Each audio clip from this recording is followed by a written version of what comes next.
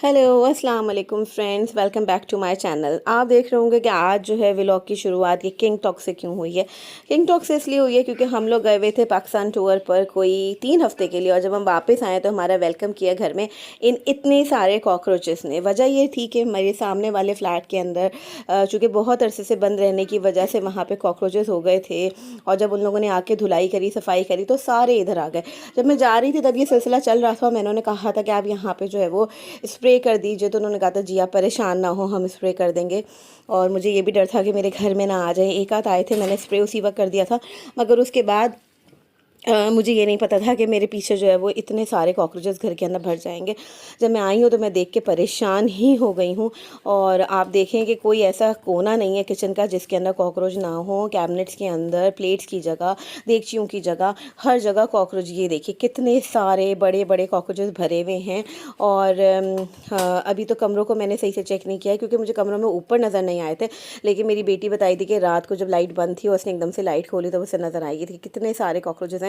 वैसे मैंने king talks पहले भी ट्राई किया था, मुझे नहीं लगता कि ये ज़्यादा कारआमद रहेगा क्योंकि जब मैं गई थी 2-3 मुझे नज़र आ रहे थे और मैं स्प्रे करके गई थी उसके, और मैं अंदर तक भी स्प्रे करके गई थी सारे कैबिनेट्स को बंद करके, सोच करके जब मैं वापस आऊँगी तो कोई कॉकरोच नहीं होगा। लेकिन मेरी सारी उम्मीदों पर पानी फिर गया और इतने सारे कॉकरोचेस हैं कि मुझे लगता है कि मुझे फ्यूमिगेशन करानी पड़ेगी।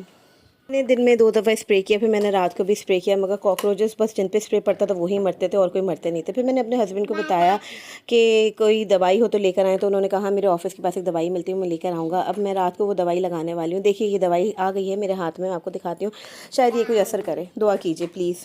जो भी इसका रिज़ल्ट रहा मैं आपसे ज़रूर शेयर करूँगी। और जी मैं आज गई थी नए घर के लिए पंखे लेने के लिए, और पंखे इतने हसीन कि क्या बताऊँ, दिल चाहे कि सारे ही पंखे ले लें, मगर मुझे ये ख़ास डिज़ाइन की तलाश जो कि मैंने अपनी रूम की फॉल सीलिंग के साथ लगा हुआ देखा था, जहाँ पे मैंने ये फॉल सीलिंग देखी थी, और वो पंखा एग्जैक्ट उसके साथ मैचिंग का था। दुआ करें वो पंखा मिल जाए।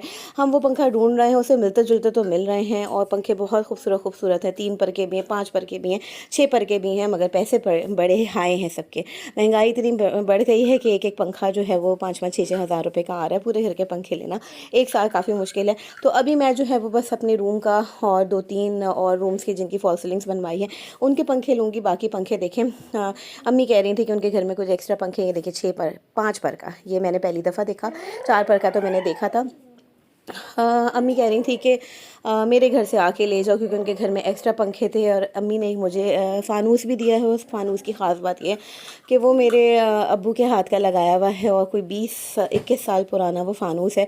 मतलब पुराना इस सेंस में नहीं कि वो इस्तेमाल हुआ हुआ है, पुराना इस सेंस में कि वो जो है बस इतने साल पुराना है, मगर वो इस्तेमाल बिल्कुल नहीं हुआ। मेरे अब्बू ने जब लगाया था उसके ऊपर जो थैली चढ़ी थी वो आज भी इतने सालों बाद वो थैली चढ़ी हुई है। और अम्मी ने कहा कि ये तुम अपने अब्बू की तरफ से अपने नए घर का तोहफ़ा समझो और इसको तुम अपने घर में ले जाके लगाओ। तो वो कभी इस्तेमाल ही नहीं हुआ क्योंकि उसके बाद फिर अब्बू बीमार हो गए, फिर अब्बू की बीमारी में हम लग गए, फिर उनकी डेथ हो गई। ये देखिए जी वो डिज़ाइन फाइनली मुझे मिल गया है और ये मैं लगाऊंगी। आ गए हैं जी हम अम्मी के घर, और अम्मी के घर पर आने के बाद जो है अम्मी के ड्राइंग रूम में से हम पंखे उतरवा रहे हैं।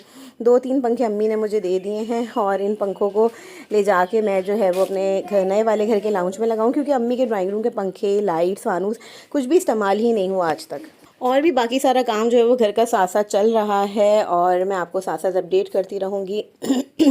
पंखे लग जाने के बाद फॉल सीलिंग कंप्लीट हो जाएगी, और फिर मैं आपको फॉल सीलिंग का फाइनल लुक दिखाऊंगी। अल्हम्दुलिल्लाह सारे कमरों की फॉल सीलिंग हो गई है।